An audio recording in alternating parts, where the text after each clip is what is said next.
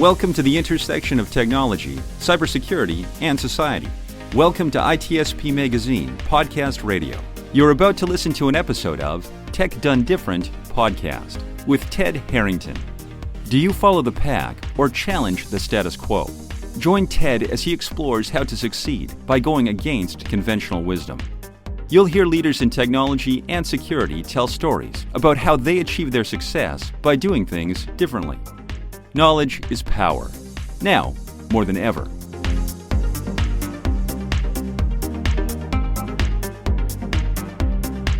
Hello, and welcome to another episode of Tech Done Different. I'm your host today, Ben Schmerler. With me is Wayne Haber, the Director of Engineering with GitLab. Wayne, welcome to the show. Thanks for having me. Great to be here. Awesome. Yeah, we're really happy to chat with you today. Since you're new to the show, why don't you tell the audience a little bit about what you do and what your goals are, your day-to-day? So I'm a Director of Engineering at GitLab, which you mentioned, and my role is leading a number of engineering teams that do a portion of the GitLab product and service.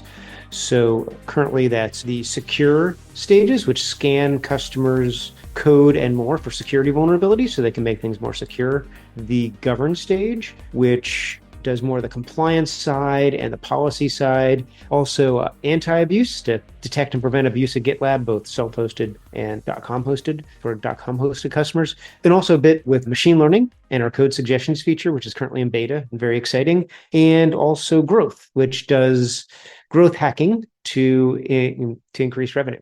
The team's about 80 people currently and spread, just like many GitLab teams, spread across the world. One of the things I noticed when I was doing a little homework on you is you really advocate remote work. I mean, I guess with this type of stuff, you really have to have people working remotely. And are there some strategies you employ to make it effective? I know for some people, the remote work thing can be a touchy subject, but I mean, I know in the field we're in, the field you're in, it's a necessity. And so we have to do it effectively. What do you do to make that work well? What I do and what GitLab does in general is to rely on asynchronous communication to start. So you don't want to assume that you can get everybody in a meeting, or that even if you can, that everybody wants to be in a meeting. It's actually much more inclusive to let people collaborate asynchronously, whether that's in Slack or we use our own product, we dogfood our own product in GitLab issues and merge requests, et cetera. And if we do have a meeting, which we do have meetings, I think I have about 4 hours of meetings a day, which is great. It's much lower than in previous jobs. We don't have meetings without an agenda. We never review slides or a document in a meeting. Never, although almost never. The slides are reviewed in advance, and sometimes people actually record videos in advance. The meeting is about discussing them, and people take notes in advance, and you don't need to attend the meeting to even have the discussion. If you put notes in the meeting agenda, we'll read them out loud and then respond and take good notes and record almost all meetings. So those who couldn't attend can watch the recording, which lets people get body language and tone in addition to the notes. That's really cool. You talked about the asynchronous stuff. I think one of the things, I guess one of the hazards of having a mobile phone and a tablet and a laptop and Slack and all this other stuff, all these powerful tools or whatever you're using, is that people have this anxiety about expectations that, they're going to get back to me right away, or that they, I sent this message 15 minutes ago. Why don't I have an answer on this? Our expectations are out of whack. And I know when I was growing up, and for you too, it was sometimes you'd call and leave someone a message on their answering machine, and it's it might take them a day or two to get back to you, but the expectation now is so different. But I'm glad you stressed that asynchronous stuff. It really helps. And I'm not on call currently. When I am, I have PagerDuty on my phone. It is the only work app I have on my phone. I don't have email, Slack, or anything else on my phone, and it makes for a nice work-life separation. If somebody needs to get a hold of me, they know how to text me. And in 4 years at GitLab, I think it's happened once, which is quite nice. That is nice. Maybe I need to take a tip from that. I know sometimes I'm checking my Slack, maybe a little bit too much, especially when I take time off. Real quick, I do want to talk about some of the security stuff. That's an interest to me. I mean, how big are these, I guess, people who are abusing GitLab, maybe spammers or crypto miners? I mean, how certainly be careful. Don't tell me anything you don't want to say, but how prevalent is that stuff, and how big of a focus is that for your group? It's definitely key, because people can spam us both to get people to click on links for phishing and other things, or just to do search engine optimization, incoming links, et cetera. And also anybody who has CPU for free as a potential target for crypto mining. And the nice thing is we also collaborate with other similar companies, including competitors, of cross-company takedown requests when the attackers partially host their attacks on multiple vendors, which they do on purpose to make it harder to detect. And it is a real challenge. We keep track of it for reputation, for our reputation, for our customers' reputation, and then also to make sure we don't have, slowdowns and incidents due to crypto mining, and also costs, both people costs and compute costs. And the primary concern is more the people, our trust and safety team, which handles addressing the abuse. We want to give them really good tools so they're not doing the easy stuff manually all the time. They only do the investigations, and the automation handles the easy stuff. Oh, that's cool. I mean, I imagine you have to change these strategies and take different approaches. Just like anything else, the bad guys are evolving as you do. It's easy to think, oh, the bad actors are not smart because they're doing bad things. It's not true at all. They're often extremely smart and dedicated. Not all of them, but many of them, and just as smart or smarter than the protectors are. So you have to keep that in mind, and also their motivations. Like, why would somebody do crypto mining? To make maybe hundreds of dollars US. Why put all that time and effort to find ways around the controls of us or GitHub or Docker or Atlassian or whatever? And it's because we think in the US, we have this bias of, oh, well, that's not worth my time. But it may be worth somebody's time who that's a lot of money to them. So you have to think with that in mind, that it makes financial sense for them to do so. Yeah. Sometimes we find that, and I guess this is common in the space of hackers and stuff like that. Sometimes people just want to see that they can do it. It's not even so much the payoff is the win. It's not even so much the cash or something behind it. Yeah, we've seen evidence of that as well. And there's the other aspect. We haven't done this, but consider it as nudge the attackers or the abusers to participate in our bug bounty program. I mean, don't tell us, of course, that you are doing the other stuff first, but we pay people to tell us about security issues you find in our stuff. And I think those programs are wildly successful when companies can do them. Yeah, you're almost harnessing the energy of ne'er-do-wells in a positive way, which I think is super cool. So obviously you're not doing all this stuff by yourself. I mean, you mentioned you have a team, pretty big team. Tell me if I'm wrong here, but I imagine, all these meetings, you're focused less personally on production and probably more on leading and coaching. Is that right? Yeah, my focus is primarily about influencing people and understanding the why on things and communicating that well, and also understanding the scope and the influencing factors on things, whether it's people I talk to, other parts of the company, customers, people such as yourself, Ben, from your perspective, and bring that in, and the reading I do to keep things in context and always explaining the why. That's always key, the why on things, and really listening with people's feedback and their insight to understand their perspective. I learned so much from everyone else. And I often see myself as a conduit to help them succeed. I'm surely not the smartest person in any meeting or discussion, but I like facilitating the discussions. You have so much humility. And honestly, it really does impress me. When I was looking at your blog, your LinkedIn, you talked a lot about something, servant leadership, which I know is a little buzzwordy these days. But I feel like you really walk the walk instead of just talking about it. Just an experience I had. So you and I had a conversation yesterday, totally unrelated to the podcast, and you had someone who was shadowing you, and we were chit-chatting just about social engineering and phishing and such. And I don't want to say his name. I don't know if he could give permission to be on the podcast, but he brought up the Barnum effect. And I was looking at your LinkedIn today. You already posted about it and what it meant, and that you learned something. And I guess that's, a lot of people think about leadership as I'm teaching someone.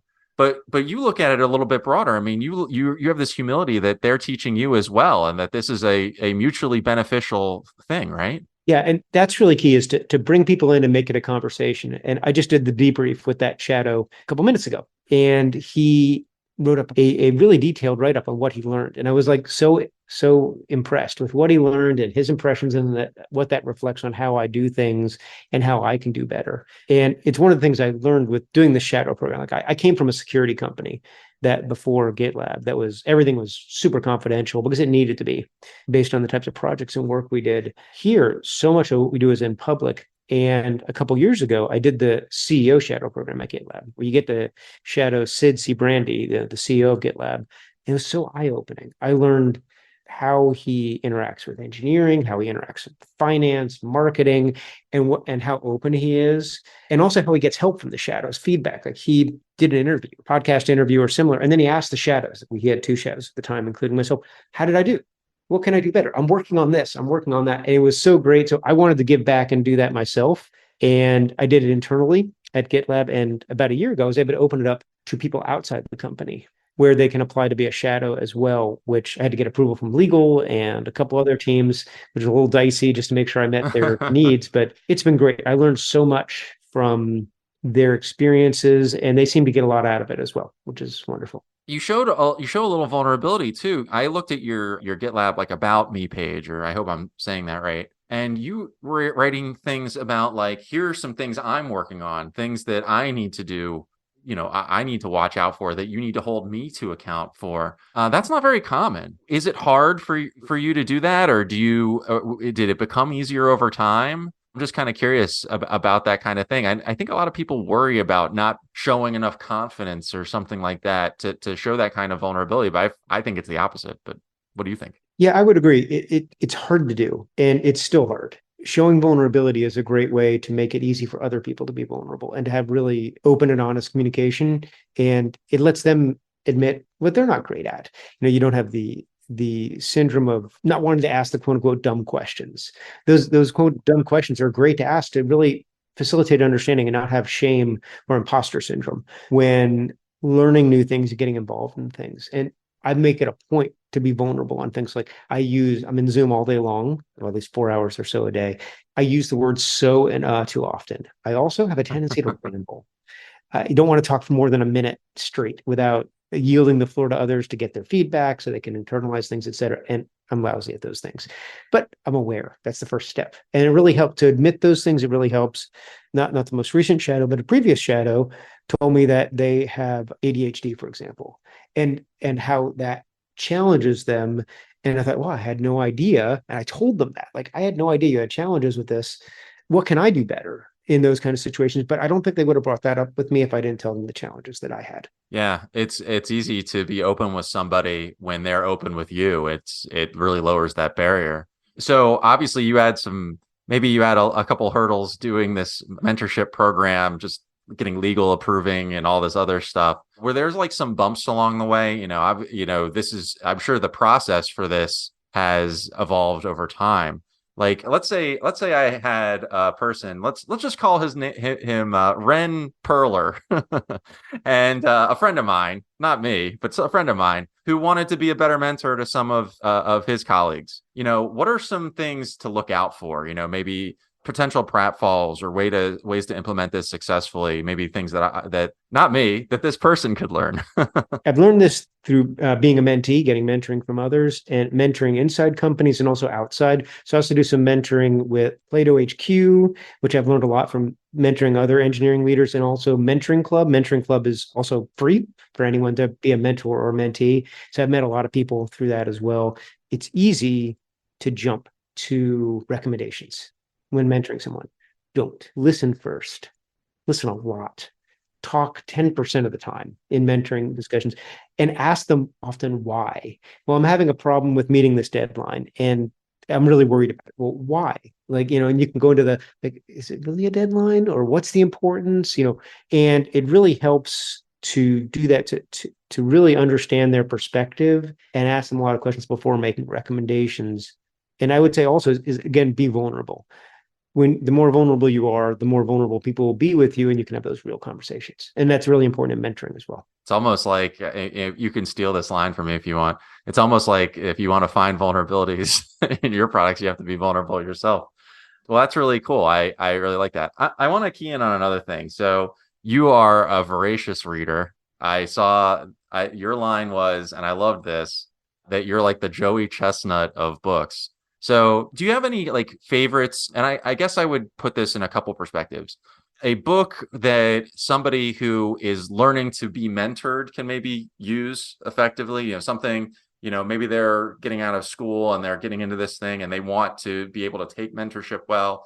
Is there a good book that someone should read for that? And then also on the opposite end, someone who maybe is a little bit mature, has been into mentoring for a while, something that could really hone their skills. Any recommendations or favorites? I don't, no books relating to mentoring really come to mind initially. Most of the mentoring I do is in the engineering folks, is starting with the Simon Sinek book about Start with the Why. I believe he's the author of that.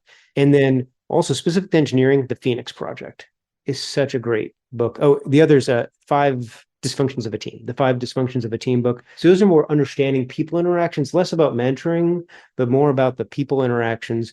What I'd say is to be a good mentor is to start out as a mentee and then mentor others. The nonprofit, the Mentoring Club, is a great place to start. Sometimes I'll talk to senior engineering leaders at companies larger than GitLab, and sometimes I'll talk to somebody who's just out of school or somebody who's just learning IT and wants to get a job in IT. And it's a great combination. Just really listen to people and think about how you would, their perspective and how you would respond. So it's really getting practice at it and being open to giving them feedback. Boy, this whole process, every way you make it sound, it's almost like therapy. It's really like listening to people, understanding what their needs are, understanding what's really going on inside, so that whatever you're coaching them with is really something that aligns with their direct needs, maybe not what you perceive inside as what they need, but something that's going to speak to them. You're the second person to say that to me this week, that people leadership and mentoring could benefit from a psychology degree. I don't have one. Started in computer science, but the more you learn about that, the better. It also probably makes you a more effective engineer. A lot of very bright people are very good technically, but they maybe don't think about that human element. Just because it seems good to you doesn't necessarily mean that somebody who you're creating something for is going to see it the same way. They don't know what you know, or they may not agree with the facts. It's always bring the data to convince. So you may feel really confident that doing X or Y or Z will be very effective. Bring the data to show how you made that decision. And when you do that, you may change your mind. Like, how do you justify it to others are really key. Like, going back to security, a couple of years ago, I led a project at GitLab to reduce crypto mining. And this is all public, so I can talk about it. We put in a change to require a credit card to be validated, not charged, but validated before you can run continuous integration jobs, CI jobs. Well, crypto miners can not do CI with those. They can do crypto mining. So I had to bring the data on why that would be successful, what the negatives would be. There were some negatives. There are users that don't have credit cards or don't want to provide them to us. In some parts of the world and other demographics, it's a real challenge. And we put this change out in production and rolled it out and got feedback. And some of it was really negative. Some of it was really positive. Like, don't blame GitLab for this change. Blame the bad actors that make GitLab and other companies do this. Nice thing about this is we now brought the data again, going forward a couple of years, of we want to optimize this, and we're working on some changes now to make it so that if you don't have a credit card, you can still use these features, but still verify a bit of who you are. So we can not lock out legitimate users, but also prevent a lot of the abuse, which is great. That's really cool. It sounds like mentoring never really ends. It sounds like coaching never really ends, or development never really ends. It's always just a constant process. It's a discipline, really. I would agree. The other thing to do is 360 reviews, which is related to mentoring, is meaning getting anonymous feedback from stakeholders and peers, which is really scary. Like, I do them periodically, at least once a year, and I read them like, oh my gosh, I was worried about X. And you know what? Nobody's saying that, but I have a blind spot over here. Yeah. And people are really annoyed with me. But nobody said it to me direct, but they gave it to me in anonymous feedback. So there are various systems you can use to do that. You don't need to use any of them. At GitLab, we use, I think, CultureAmp, which is just fine. I've also used just an anonymous Google form with 3 questions. What should I start doing? What should I stop doing? What should I continue doing? And make it anonymous feedback. If you do that, it opens you up so you're vulnerable, and it gets you a lot of things where you may not be aware of, some blind spots, where you may be worried about some things you don't need to worry about. And it's painful. It's a painful process, but it's painful in a good way, as people are willing to give you feedback on what you need to improve upon, and that they wouldn't give you directly, perhaps. And Doesn't mean you need to index on all feedback, of course. You may not agree. You have to take it in stride, but I take those things very seriously. And I recommend it to everybody, whether you're a people leader or an engineer or otherwise. That's really cool. Really love hearing that. Just hearing you talk about this stuff really gives me a lot of confidence in you and your team and being effective. I mean, when you have effective management, you can really make things happen and really get the most out of people and out of your goals. Before we wrap up, I wanted to I always like to ask, what's one key takeaway, one thing that our listeners can do if they either want to be a better director of engineering or a better mentor or a better leader or whatever? What's one thing? Where should they start? It's easy to jump into the details, but if you start doing that, you're doing more managing than leading. And it's give people, whether you're managing managers of managers or director or individual contributors, is give them the guardrails. Tell them what they should stay inside of, and then let them figure it out and give them feedback, and both directly and indirectly based on getting feedback on what they're doing from your stakeholders, but let them figure it out. They are in the details and you're not, and they will likely come up with really creative and interesting ideas that you never thought of. So lead, don't manage. That's awesome. Wayne, thank you so much for joining us. Before we wrap up, tell the audience, where can people find you? I'm sure they're going to want to learn more. Maybe they want to be better mentors or want to work with GitLab or something. How could they find you? Absolutely. What you can do is Google waynehaber.com, about little blog there, and you can find links there to my LinkedIn, also to Mentoring Club, which again is that nonprofit I mentioned where you can book time with me if you just want to talk and catch up. That's where you can see my GitLab README and other info about GitLab as well. That's great. Wayne, thanks again for joining us today. Really appreciate your time. I know you're a busy person and we learned a lot, and I really appreciate the chat. So thanks again. Thanks, Ben. If you'd like to learn more about the podcast, you can go to tedharrington.com/podcast. Thanks a lot, everybody, and have a great day.